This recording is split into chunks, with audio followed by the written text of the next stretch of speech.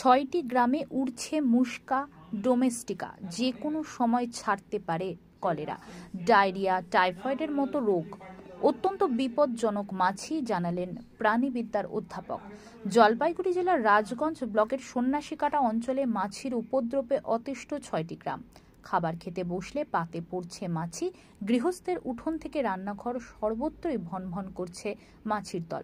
স্থানীয় বাসিন্দা অরবিন্দ সরকার জানান, আমাদের এই গ্রামে একটি পোলট্রি ডিম তৈরির ফার্ম রয়েছে। সেখান থেকেই শুরু এই মাছির উপদ্রব। শুধু আমাদের গ্রামেই নয়, আশেপাশের 6টি গ্রামে মাছির উপদ্রবে অতিষ্ঠ। অস্বীকার করার কোনো জায়গা নেই, কিন্তু এখানে গ্রামবাসীরা যদি আমাদের সহযোগিতা করে তাহলে 6-7 দিনের মধ্যে এটা কন্ট্রোল করা সম্ভব আছে।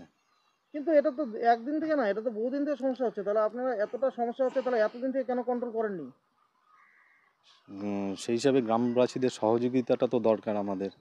যখন এক্সপ্লেন হলো তখন সবাই এসে কমপ্লেন করছে। যখন আমরা বললাম ঠিক আছে। দিদির নাম?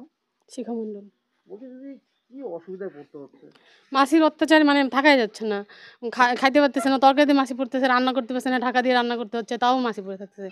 কাল রাত 10:30টার সময় বাচ্চা দুটিকে খেতে দিব, খাইতে নিয়েছি, ভাত বাড়তে যাবো, তখন দেখি মাছি ঢুকে আছে ভাতের ভিতরে। তো ওই ভাতগুলো আমি ফেলে দিলাম, তারপর আর খাওয়া গেল না। এইভাবে তো খাওয়া দাওয়া করলে বাচ্চাদের হ্যাঁ, বাচ্চাদের অসুখ হবে, অসুবিধা হবে। হ্যাঁ। কি চাইছেন আপনারা? আমরা চাইছি এই ফার্ম বন্ধ করে অন্য কিছু ওরা করুক। ফার্ম বন্ধ করে? হ্যাঁ। এই ফার্ম থাকলে তো তাহলে এলাকার তো একটা দূষণ ছড়াচ্ছে। হ্যাঁ, দূষণ ছড়াচ্ছে, এর থেকে মাছি হচ্ছে। আগে মাছি ছিল না, আগে ছিল না। এই ফার্মটা করার পরে মাছি হচ্ছে।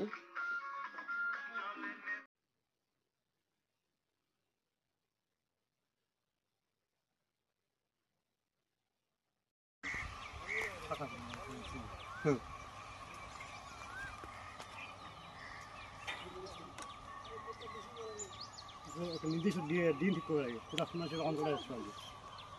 কোনো দিন ঠিক করা করে দেয়, বন্ধ করে দাও, ঝামেলা শেষ। একবারই ঝামেলা শেষ,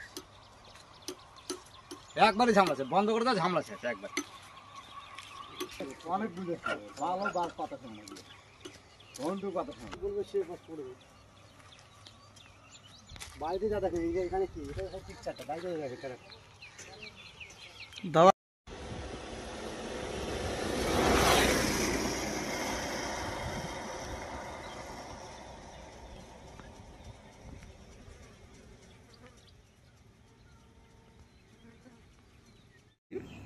আমরা মাছি সম্বন্ধে যা জানি, এটি একটি অত্যন্ত বিপজ্জনক যান্ত্রিক এবং বায়োলজিক্যাল বা জৈবিক ভেক্টর হিসেবে আমাদের কাছে পরিচিত। এই যান্ত্রিক বাহক, অর্থাৎ এটা নিজের সমস্ত রোগ পরিবহন এমনি করতে পারে নিজে আক্রান্ত না হয়ে, আবার এর দেহে জীবাণু নিজের মানে লাইফ সাইকেলের একটা পার্টও অতিবাহিত করতে পারে, যেটা খুব সহজেই পরবর্তী পর্যায়ে পৌঁছে পরিস্ফুরিত হয়ে আমাদের খাবারে এসে মিশতে পারে। মাছি বিপজ্জনক এই কারণে যে এটা যেমন দুর্গন্ধযুক্ত নোংরা ময়লা পরিবেশে থাকতে পারে, সেখান থেকে খাদ্য সংগ্রহ করতে পারে, সেখানে তাদের লাইফ সাইকেলের একটা পার্ট অতিবাহিত করতে পারে।